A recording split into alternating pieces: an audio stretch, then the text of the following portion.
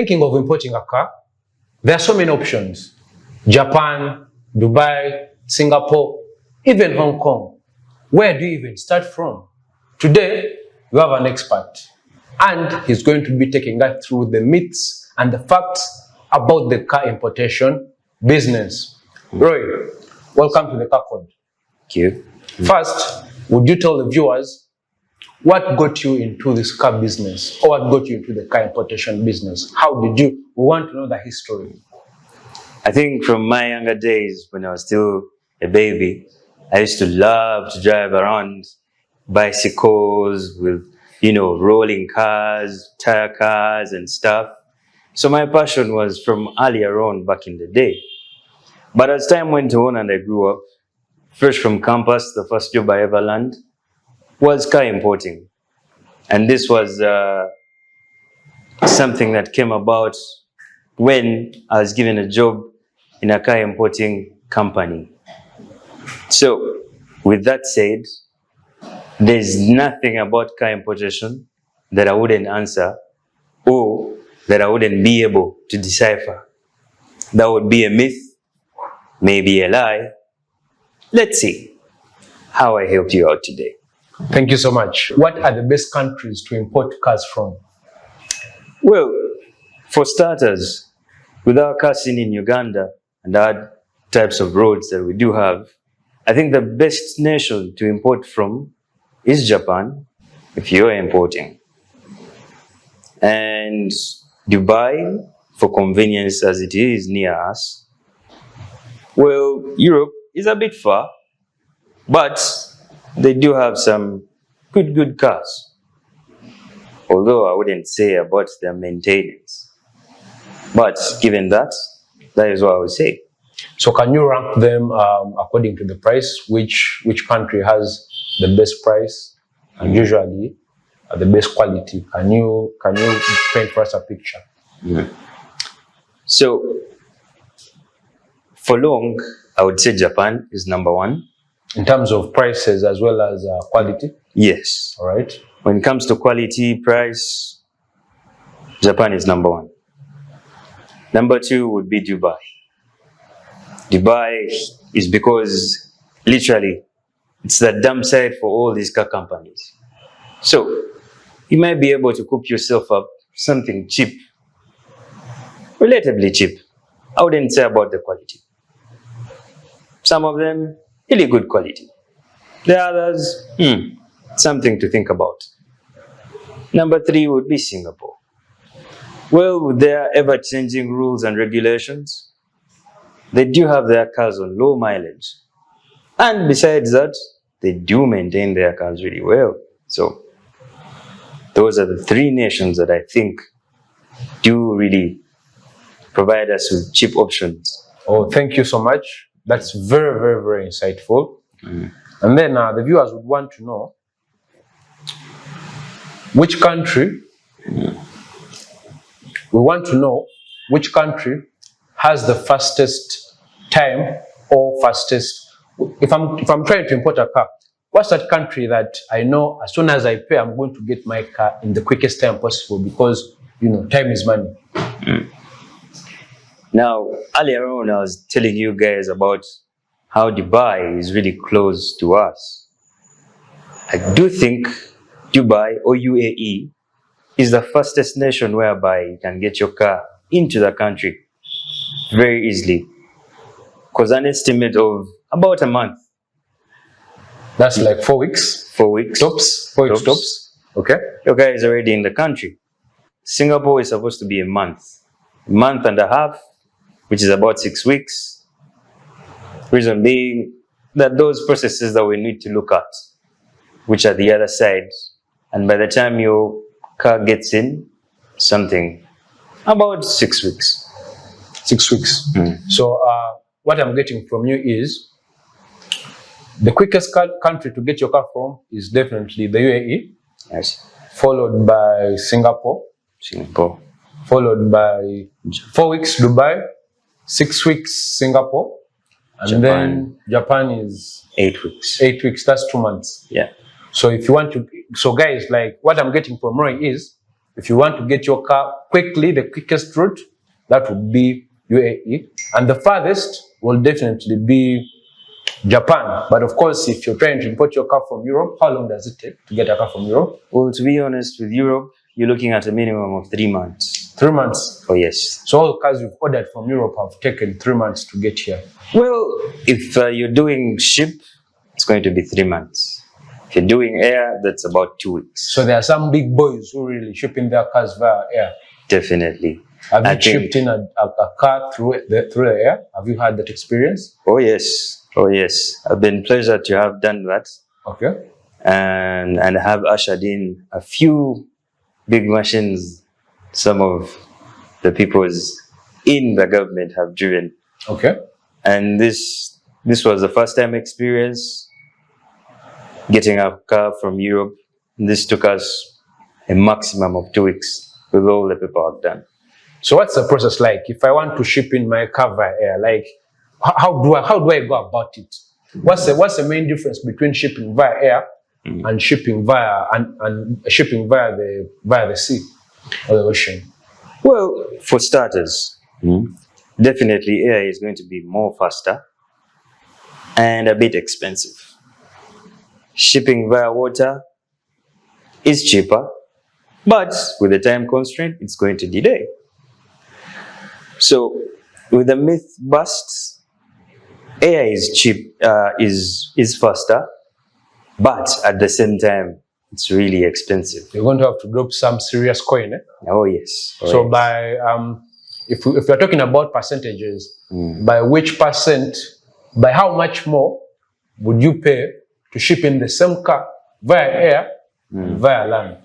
Let's say let me give a rough estimate of like, if shipping via the cheap option, which is via the sea, costs you, let's say 500 UGX, 500 Ugandan shillings. How much more do you have to pay for the air? Well, in this case, you'll be looking like, if the car you're shipping via water is 500, we could go to a 200% increase. 200% increase. Oh, that's really, really interesting. So guys, you've heard it from Roy himself. This is strictly for the big boys only. 200%. Shipping via air is for the big boys. I've really seen some Ugandans nowadays are bringing their cars via air. Is it? What do you think? What's forcing that? Are people tired of the risk that it takes via like driving the car over the land? No, really. Of course, yes. Driving cars over the land and shipping them via water does have its risks, as the way air does have its own risks. So at the end of the day, it goes back to personal preference. I think personal preference, and then of course the element of time. Some people do not like waiting. Some others do prefer to wait as they couple up with other things in their lives. But in this case, it's more about, wow, that's a lot.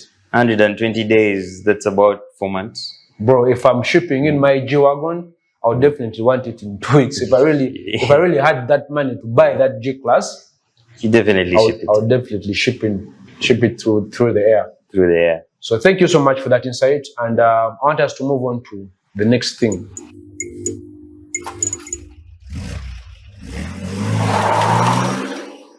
So the other question I want to know is, how do auctions work in Japan and in the UK? Take us through how these auctions work. The background. We want to know behind the scenes what really, really, really goes on.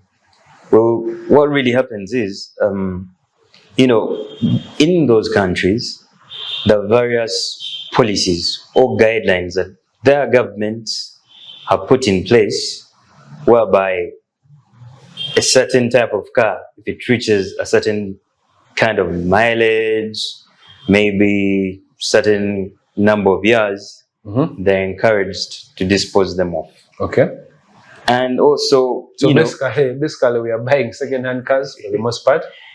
Most of the cars, I've seen on the Ugandan roads are really second-hand cars, foreign used, we should say, because I don't think any Ugandan will be able to buy a first user car as you're the first owner.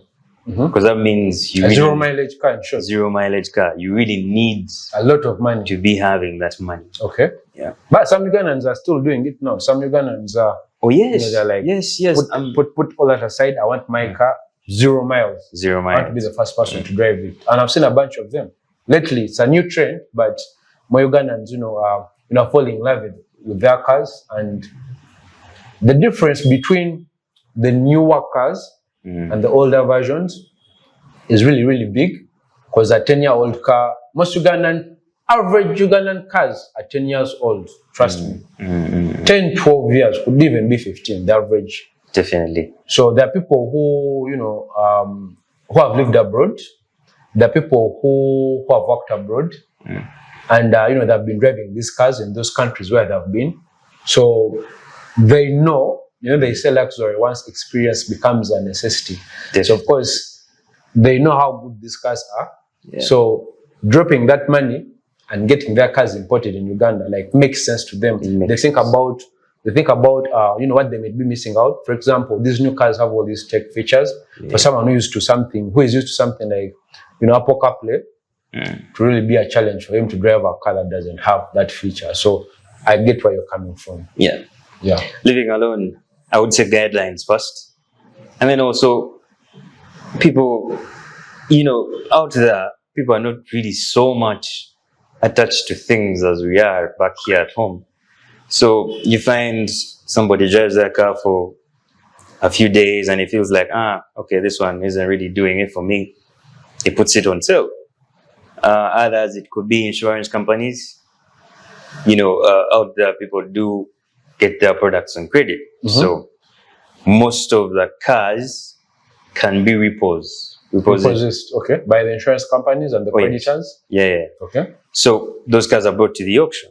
Yeah. Maybe others are from most cars actually.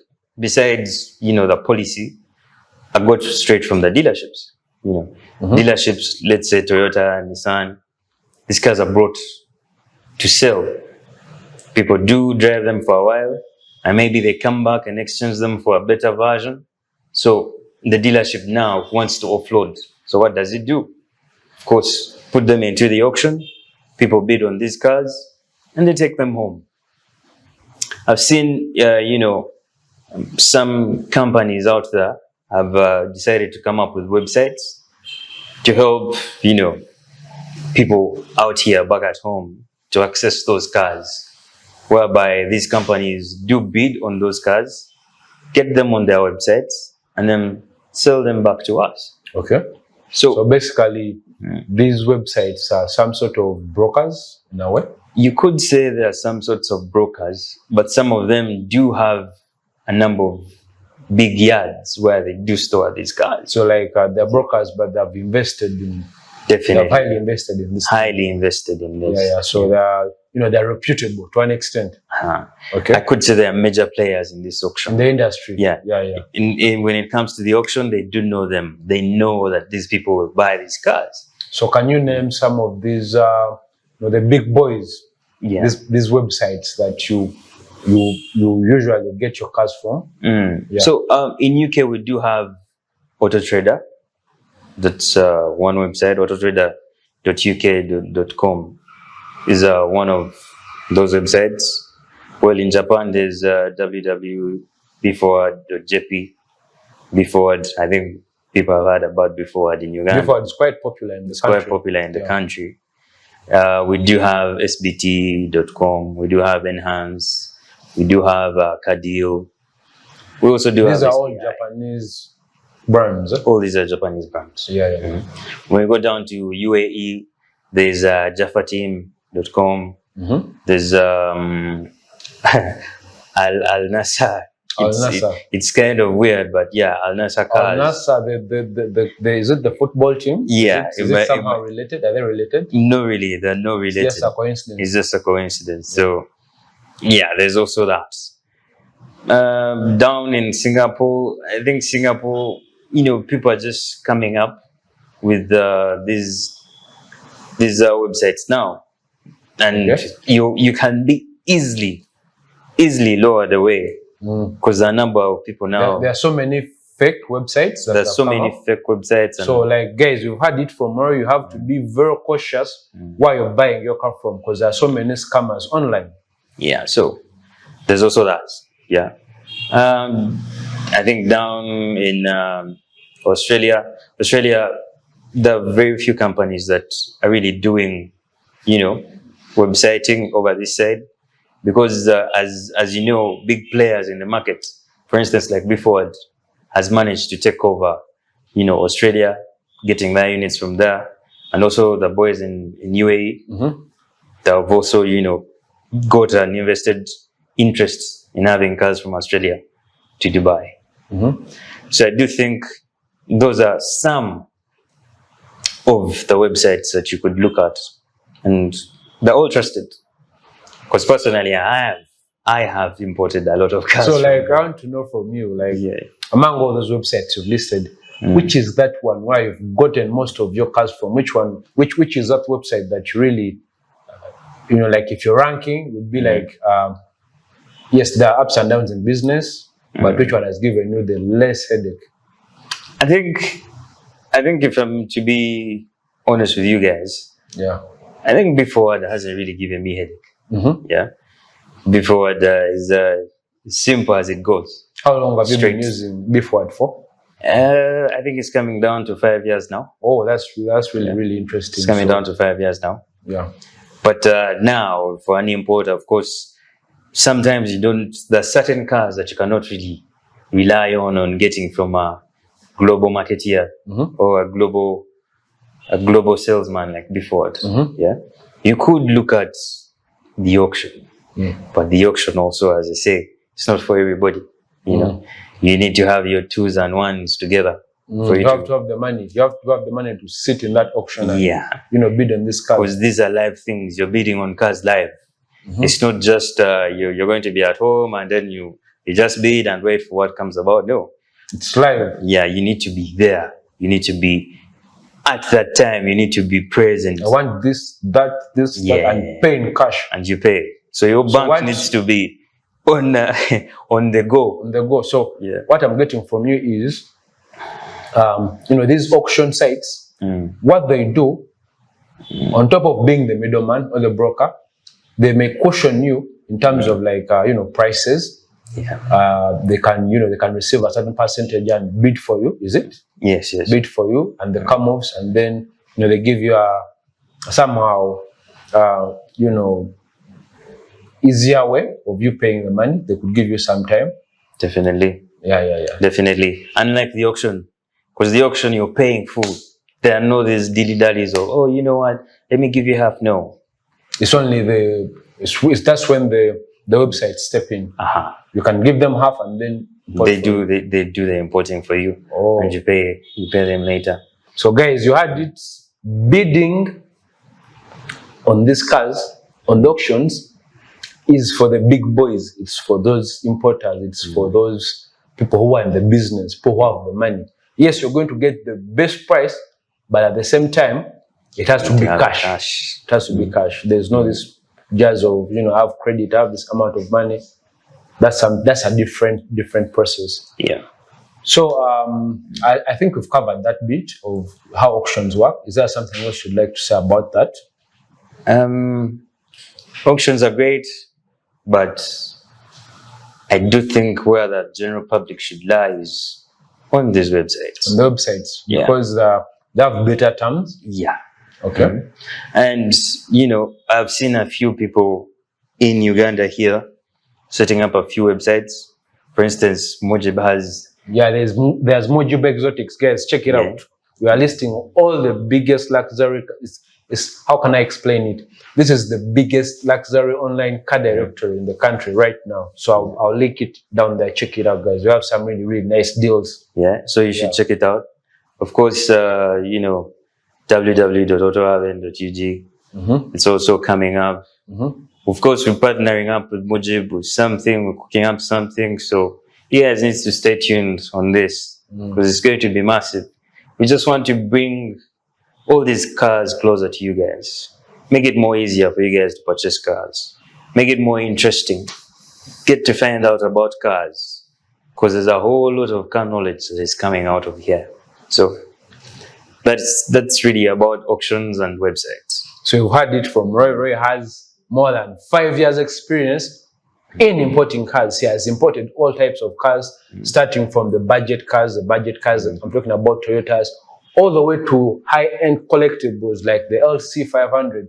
Can you take us through, like, man, that car was a first in East Africa, naturally aspirated V8, and Roy brought that car into the country. So what was the process of you, because you've told me you've always liked cars, your whole life. Yeah. So you've worked on a bunch of clients. So how was it for this specific client who came to you and they're trying to, ship in a car that was in the Black Panther movie? I watched that movie, but the biggest highlight for me as a person who loves cars, as a car guy, was that car that Chadwick Boseman was driving in that movie. So what was the whole entire process like? How did you feel when your client told you, what, Troy, today we want to ship in the LC500? Well, for starters, I won't say, I did it alone, because definitely with the team, I have a team, back at Auto Haven. The client approached one of my team members, and it was really an amazing feeling at that time, and also a thrilling moment, full of a lot of fear, doubts, and remember this car, man, like I'd never seen it anywhere. It was something crazy, yeah. But what made all this easy was the website. The websites, yeah. Because people been looking for cars left, right, center every day. So when somebody does land on a particular car that they're really interested in, and they do share with you and ask you about your reviews, car lover, what do you think? Is this car really good? Is this car worth it? And you're able to decipher all this. Yeah, it's really an amazing feel. Yeah. So shout outs to Kaiser Eddie. Yeah. For this one. Yeah. First East African man. Yeah. I saw it. That car was trending. Because for me to know about that car, I first saw it on a Kenyan X, formerly Twitter. Kenyan X account had shared it. At that time, actually, when it did land, we didn't even want anyone to cover anything about the car, because we had a specific agreement with the client. With the client, no one was supposed to say the car. No one was supposed to. There was something confidential in there. Yeah. It was supposed to be a surprise. Yeah. But as you know, so you had to sign NDAs and stuff. NDAs were signed and stuff. Because even when they did, that's quite interesting. When they did post it on X back then, we had a complaint. We were ranting with these guys who posted the car, and we tried to tell them take it down and stuff like that. But you can't really blame them, because man, the car looks sick. So it was a lot. It was a lot at the time. But luckily enough, we did get the car here safe, and it was amazing. And the rest, is history, because I'm sure after that, I think the next thing coming into the country, because that's a collectible. That car is a collectible. Really a collectible. It was based off the LFA. LFA V10. And the exhaust notes of that car, to me, is what stands out, because it sounds different.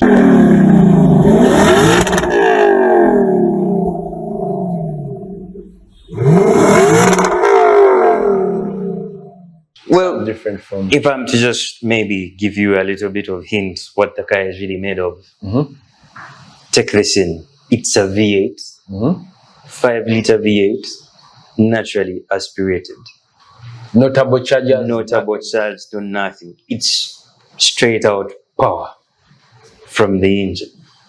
So when it does when you hear it on that bubbles and that, my goodness, it's brutal. How about say lovely. The way it looks? Oh yes, when it comes to the design, I have to say Lexus had this one in the bag. because it has a Because I feel unique like design. that, there's a spindle grill, that huge Lexus grill. Oh yes. There are those lights that kind of like get into the body, so as if the lights are a part of the body. I feel like that car is really, really made. Well, guys, we might talk for like about this hours car. about this But car. I promise you guys, we're going to review that car in the near future. That LC 500. So keep tuned to the car code.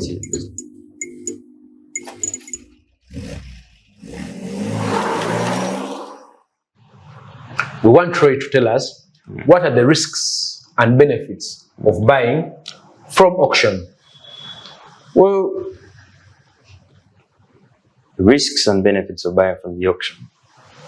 What can I say? Majorly, okay, I've not really had any risks per se, except the fact that you're going to get outbid, and then You're also going to get outbid. So what happens when you get outbid? Well, of course. You get a refund? No, this is what happens. Yeah. In the auction, Yeah. you're required to bid the amount that you're able to pay for. Mm-hmm. Yeah. Let's say you're bidding on a car and it's $20,000. Yeah. If you do have that cash in your bank and you win that bid, you're required to send that money. Yeah. So like, do you fill in your proof of funds before you enter the auction? Of course. Of course. What's the minimum? Minimum? Minimum would be $500. $500. Yeah. Oh, that's, But now, if you're going to you have for high-end cars, like auctioning for high-end cars, that's a whole different ball game. so is the 500 refundable to you, or they don't take? What's the process like? Because I'm here thinking about it. Well, when you enter the auction, you're required to register. Mm-hmm. Yeah. You register, you fill in your details, your name, your email, where you're coming from, and it's all like self-explanatory. It's an easy play. Yeah? Once that is done, you're required to pay a certain fee for your account to be open. And for this account to be open, it could be open for a whole year. So that 500 I'm telling you about, you might need that to keep your account open. Might not necessarily be 500, but for some auctions, you might require that kind of money. Yeah. So when you done all that, registering is done, payment is done, your account is verified, and now they give you exclusive access to various cars and deals. So what I'm getting from you is the average importer. Yeah. There are certain cars you don't have access to. Definitely. You will never see these cars. You will never see these cars. Oh, okay, that's interesting to me. You might go down to the maybe auction sites, and you try to look through. Yeah, there are those cars. You will look at them, but you will not have access to those other cars. Okay. That could be what you really need. So have you ever had a situation of a client wants to import a certain car, and you look for that car and actually fail to get that car? Has it ever happened? No, Or maybe really. you got it after looking for it for months. No, really. Yeah, maybe I would say I got it after looking for months. For months, yeah. Yeah, for something that now we do take into play the client's time and money. If the client doesn't really have the funds, maybe to allow me to drop into the other country and, get to have the one-on-one with the car and, send him back the feedback, I can't really do that. If it's now I'm working from home here, it's definitely going to take time. And if you're looking for a rare spec, it will definitely take time. Okay. Yeah. So, yes, it has happened to me. I've had a couple of months looking for a particular kind of car. Which car is it? Or right now, actually, I'm looking for a Range Rover Sports SV. SV. Yeah. Those are quite rare. 2023 model. 2023 model. Yeah. Okay. So it's not. So you have a client. Hold on. Yeah. You have a client who is looking for the 2023 Range Rover SV. Oh yes. I want our viewers to know how much are we looking at for that type of car? Because it's what's ringing in my head. I would say, I shouldn't say, But a minimum of just the import price would be around $195,000. Bruh, that's a lot. But for a 2023 model, like, makes a lot of sense. Yeah. Yeah. And with the kind of specs that the client wants, it's kind of a bit hard. And I feel like those types of deals or those types of requests from clients are coming, as time goes on, or as the country is progressing, you're getting more of those than in the past. You have so many clients asking you about these rare cars than how it was in the past. Yeah.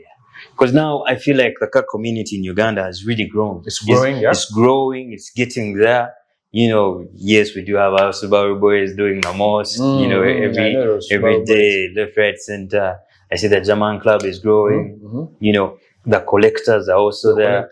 There's also you're forgetting a very, very important group. The vintage collectors. Oh yeah, the vintage collectors. Some clients who have some really vintage vehicles in their collections. Yes. So I do see where Uganda is going with its car community, and right now people do have a little bit of car knowledge, not entirely all the knowledge, but a little bit of car knowledge. And those that do have the car knowledge, my, they do want what they want. It's really interesting these days, yeah. And to me, I really feel happy when I do see rare specs cars or rare cars on the street. People. I saw an RSQ8. Oh yes. Yeah, I saw an RSQ8 on the road. Lamborghini killer. Urus killer.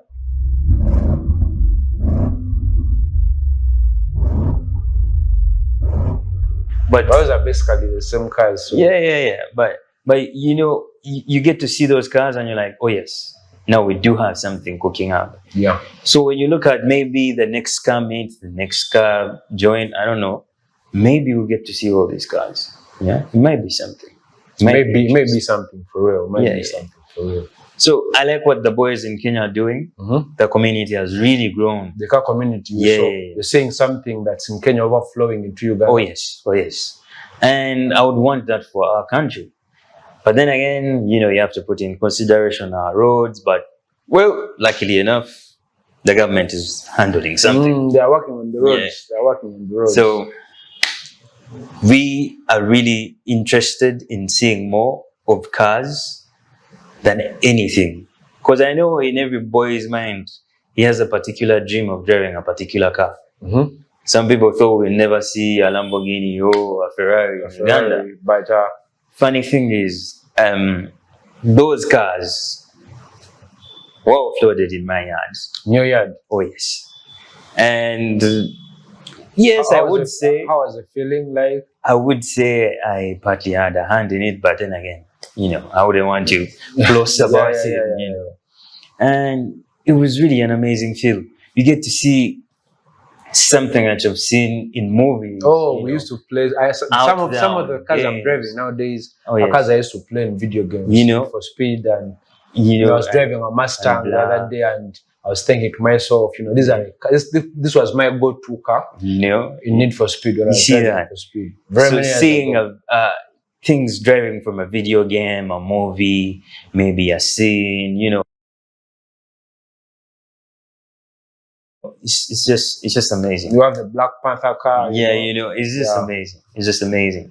And to get to see now real power of cars, it's too good. I can't say more than that. It's really too good. Yeah, thank you for that, Roy. I want our viewers to know the risks and benefits of importing from auction. Well, I wouldn't say importing from auction. Okay, let's say generalize this whole thing. Let's say importing a car from outside there.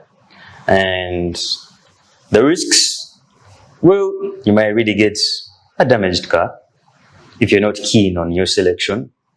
So selection is very important. It's very important. And of course, time.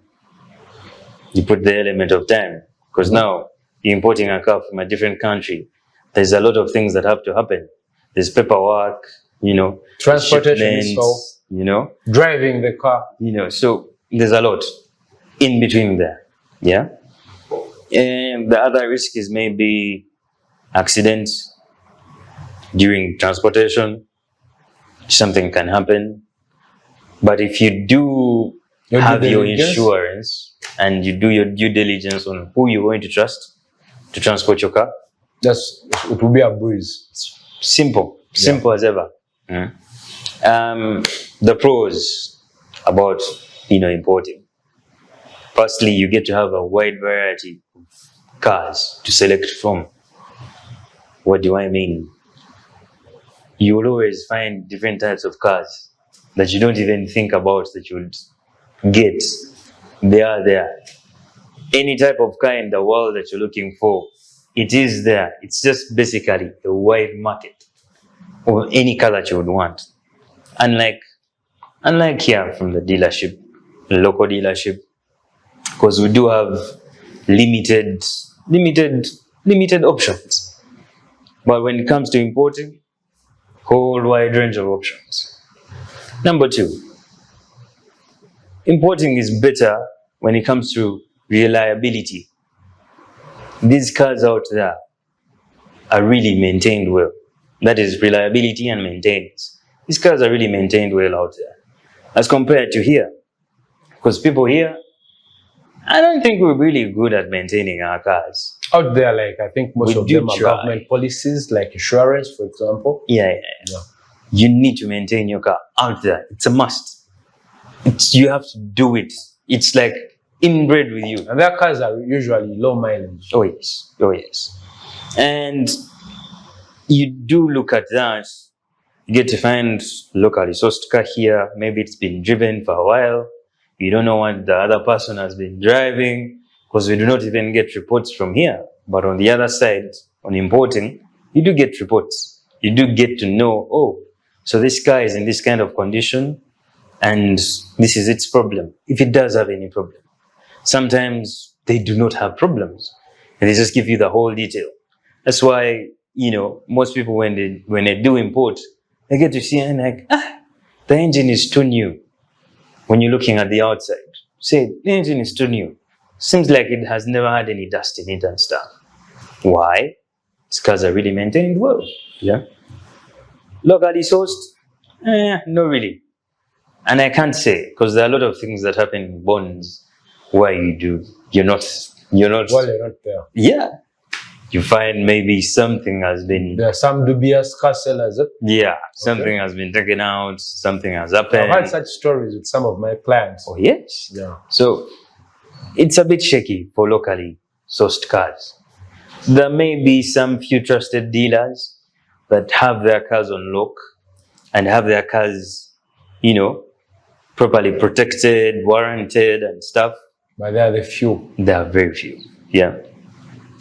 The other thing is now, it comes down to the client. The client, are you looking for cheaper options or you don't care? You're looking at getting the car. Importing is cheaper. That is the honest truth. The myth in this one is me saying that the taxes will always be the same, whether you buy the car here, whether you buy the car from out there. Why? Because URA doesn't really give a damn about anything. It doesn't care what you think. Its taxes are standard. So, when you bring in your car, it's literally going to pay the same amount of money as the car that is here already in the country. The only bit would be maybe the prices are more hiked in the local markets. But here, prices are once you factor in time, I think, it makes sense for someone who put in their efforts and their capital to bring in the car to get a cut of that. So, because we have to also look at business is business. At the end of the day, these people are businessmen. Yeah. They're giving. We also have to look at the time this guy has invested. Let's say he gets a car, pays the taxes, stores the car. He's basically getting dumpage on that car, and maybe the cost of maintaining its cleanliness every day is also a cost. So Some prices are not really overhyped. Some others are really overhyped by those dubious sellers. Yeah. But in short, well, import will always be cheaper. It's just a matter of what you're willing to take. You pick your poison. The cons, the pros about, local car dealership, you will save time. Because you'll see the car today, you pay tomorrow, and the car is out. That is one. Two, it's basically home ground. You're dealing with people that you've seen physically. Somebody that you can always go back to. There's an address. Other than, sending your money online, you can't even trail it. There are those, companies online whereby you can trace back. And they do refund back. There are few. Yeah, there are few. That's why I'm saying, yes, online is okay. But there are some, fraudulent websites that you land yourself into and it's gone. And maybe that's why all these companies out there, all these websites out there, they're trying to set up, offices down here. So that it's easy. For credibility. Yeah, it's easy for them to operate. Yeah. So, one, local bonds, you save time. Your car that you've imported might take a month or two. The car here will take 1 or 2 days. And you're gone. Two, the physical address. Easy to fall back to. The individual that sold you the car. Three, well, locally sourced. You can always get parts. Unlike the other side, if you import something, a rare spec, let's say, you import something that is so rare in the country, you definitely... it might be a problem. Yeah, you won't get those parts. You definitely have to look at importing them in. Unlike, getting something from here that is already well known, so it's easy for you to get parts, buy parts from all over the place. So, I get so many of my clients calling me up after getting issues while, importing a car. What are those common mistakes that people make while they are, importing a car? Well, firstly, as we already discussed before, trusting a fraudulent website. Maybe a fake website, whereby they send you, maybe they call you up or they send you a car and you're like, oh, this car really looks nice. So you do pay for this car. I have so many of them sending me WhatsApp messages of late. Yeah, you do pay for this car. They give you a bank address and all that. Remember, when you do send your money and the bank approves, remember when you're going to pay in the bank, they do ask you, are you sure about sending to this particular account? Yeah. And you do say yes. The bank doesn't have any authority of reversing that transaction once they've posted it. Unless, by any chance, the other side, the money bounces back. But if it doesn't, you're done. You're done with it. Okay. Two, not really looking at the car that you're importing. What do I mean? These sites have really, done a good job of trying to include over, like 40 photos per car, capturing each and every part of the car. So I think as a client, it's important for you to take the time off and look through all those photos to know exactly what you're getting. Yes. Get to know, yes, I'm importing this car. What does it come with? What is its issues? Like, does it come with 2 keys? Does it have, 1 key? Yeah. Does it have like a roof rack? Because some of them are stolen. Yeah.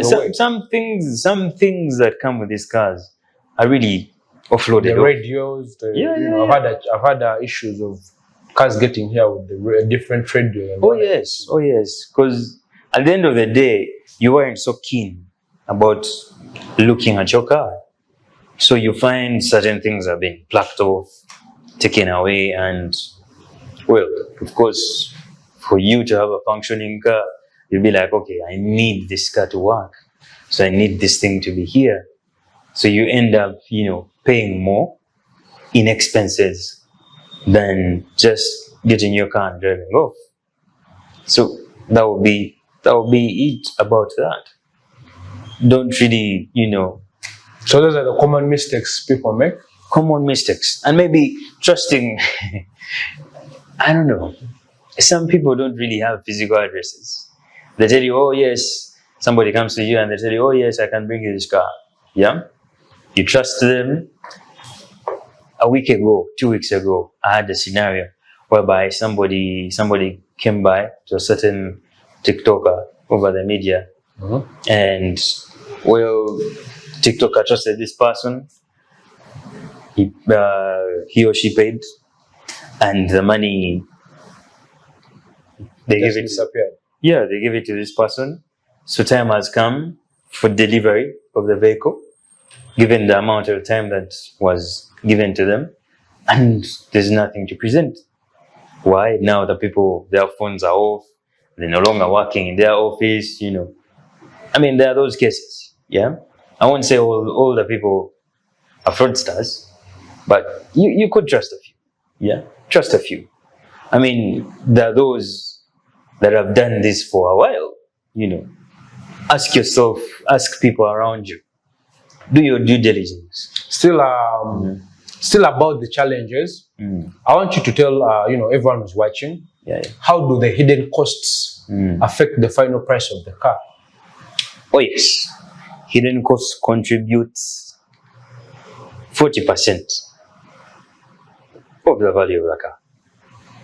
For instance, you could find road user getting that car to get through a particular country like Kenya.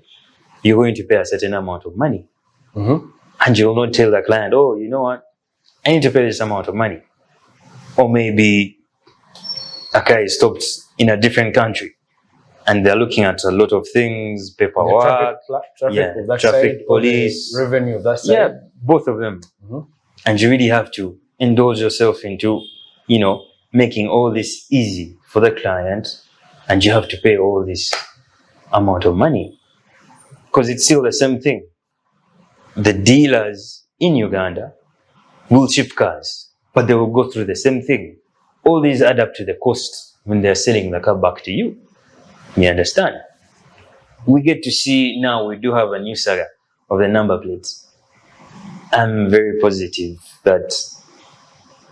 But I think Roy, I think we should do a separate video covering the whole number plate situation, because many of my clients are so confused by it. Yeah, it's a whole other ball game.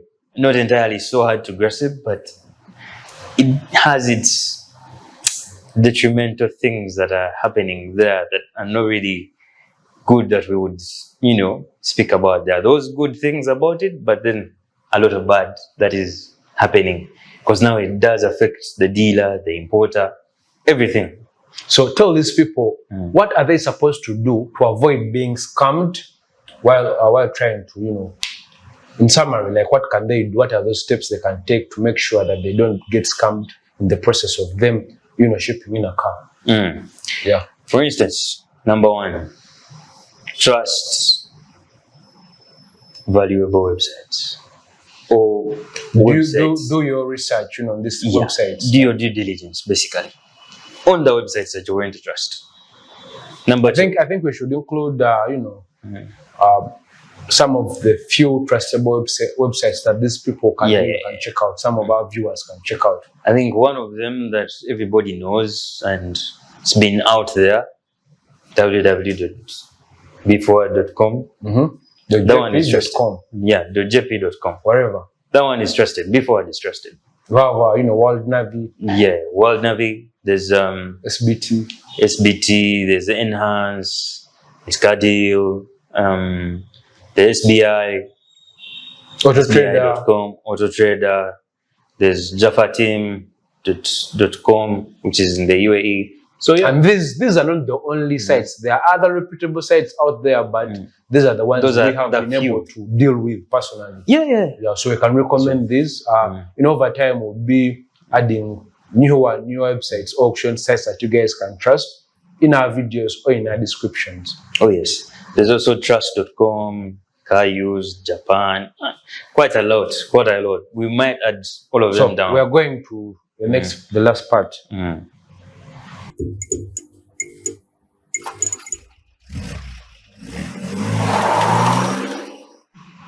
Yes, guys, on this next segment, I want to talk about tips for first-time car importers.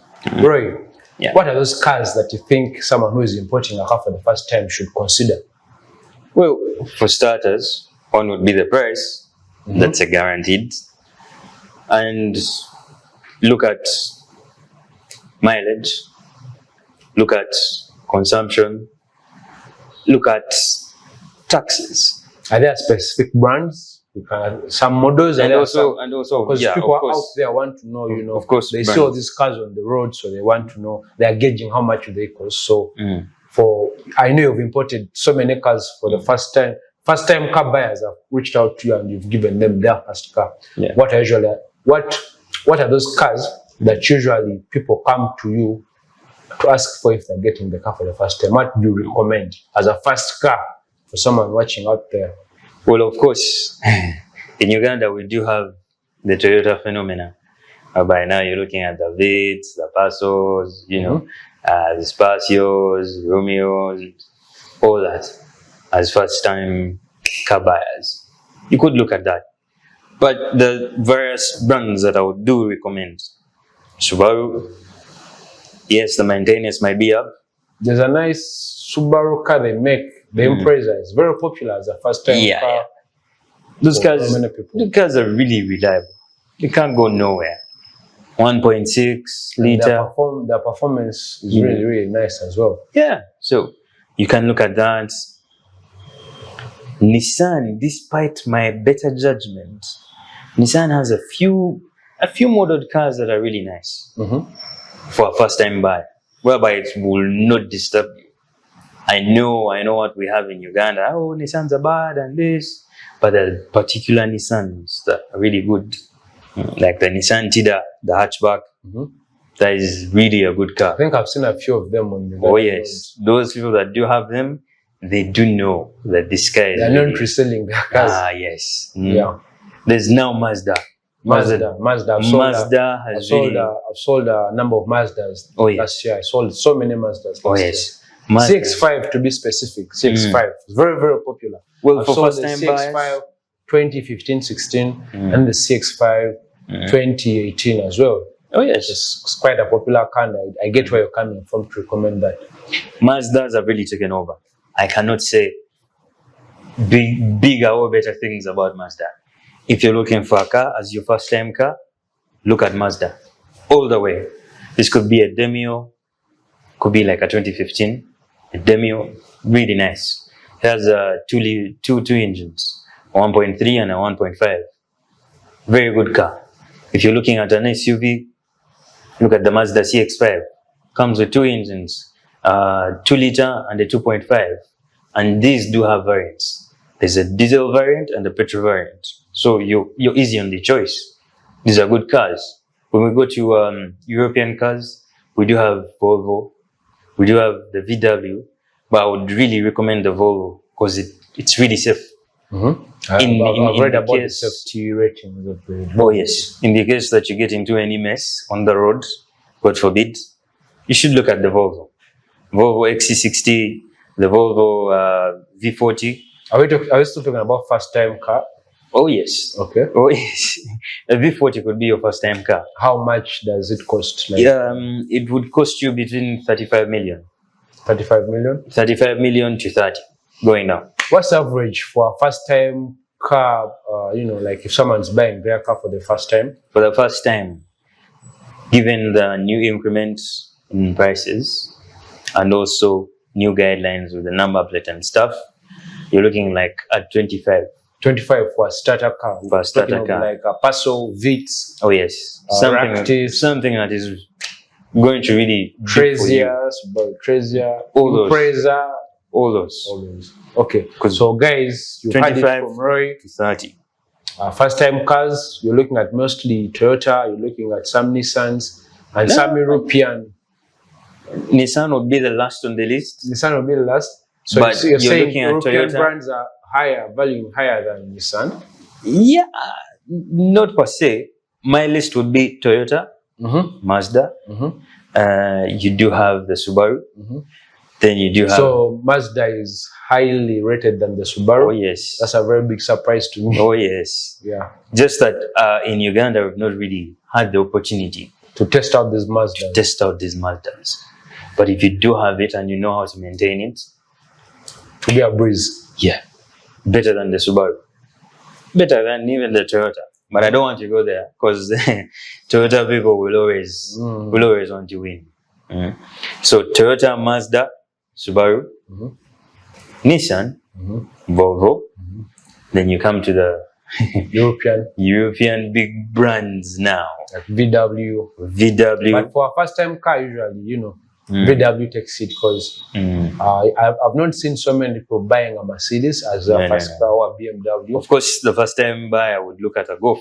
No, look at a Golf. VW. That's something. And the A series for Mercedes is not as popular. And it's a bit costly. A bit more costly, as well as the BMW 1 Series. Oh yes, it's a bit more costly than. And for BMW, you really need to be a really car guy, a really car person or a car enthusiast to really manage them well. Yeah. Okay, Roy, thank you so much for that insight. These have been tips for first-time car buyers. What are those things you have to know?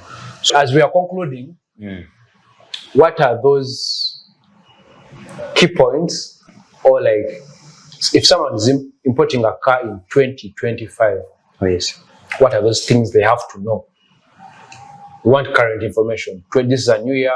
There's a lot of things going on with URE, works, and it's a lot. So it's a lot. What does someone have to know if they're importing a car in 2025? Firstly, as it's common knowledge, the price in 2025 is different from the price that was there in 2024.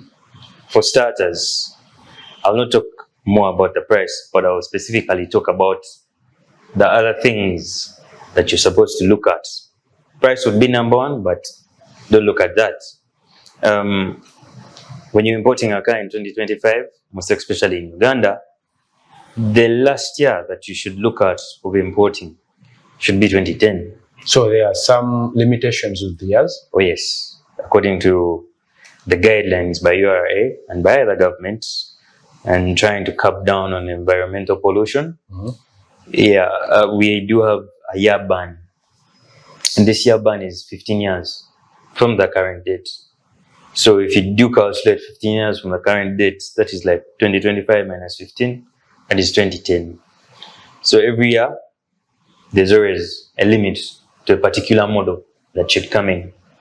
Case in point, I know most people back then were driving Primos, ISTs, Spacios. Yeah. You're no longer seeing them on the market. I'm not seeing those cars on the market. Why? It's because they limit those models. They can no longer come in. So look at the 2010 and above. Then also, when it comes to URA, tax valuation, I need you to know, cars from 2010 to 2015 do pay environmental levy. An environmental levy could constitute 50% of the tax value that is given to you, which is also something, because it does increase on the price of the car. 2, cars from 2016 up to date only pay 55% of the tax value. So there is where you should look at. Do you think you'll be able to pay something with an environmental levy or something that doesn't have environmental levy? Because yes, back here, you're paying environmental levy, which is like 105%. Okay, like the whole total, you're paying the whole tax value that URA is giving you, plus that environmental charge. But here, from 2016, you're only paying 55%. So to our viewers, what you have to know, if you want to save money while importing, look at, as of 2025, look at 2016 and above. Yeah. That's how you're going to save some money on your taxes. So, but with every car, there are provisions So you might find maybe for you, hey, you're okay buying a 2010 and you can pay the taxes. They might be cheap or they might be expensive to you. So it depends. So, like, in conclusion, where would someone find Roy if they wanted some help, with importing cars? Because you've imported, I think, more than 300 cars for the time you've been doing business. That's like 6 years. 6 years is a lot. You've worked on so many cars. You've worked on budget cars. You've worked on high-end cars. You've worked on trucks. You've worked on all sorts of cars. Yeah. I'm sure soon you'll be moving on to yachts and bikes and, I don't know, or planes, wherever it all takes us. But, where can someone meet you if they need your services? Well, my office is on plot 44, Lugogo Bypass, opposite Eastbat University. And we have an open office. It's called Auto Hub in Uganda Limited. So you can always reach me out there. Lugogo Bypass, plot 44, opposite Eastbat University. My numbers are all on WhatsApp. And I'm also on the socials. So for my number, it's 0703 39 37 61.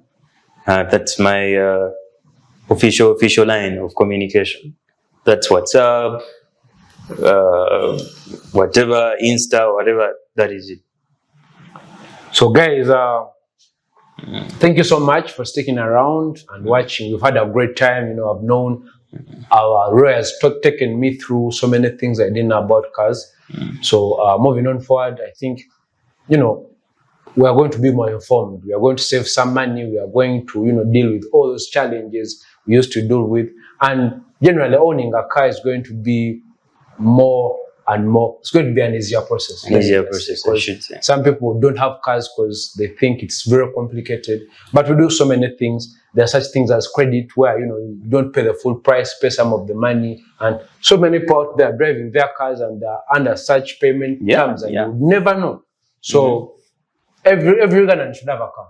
Definitely. Every Ugandan should have a car. Definitely. And importing a car has never been easier. We've heard it from the horse's mouth. Roy has experience in the business. He has given you the directions where to find him. This has been the Car Code, and I've been Mujib from MujibExotics.com, the leading online luxury car directory in the country. Be sure to check us out. We have the best deals. We offer, back financing. We do cash deals. We also do swaps and top-ups. So owning a car has never been easier. Be sure to check out our website for the best deals today.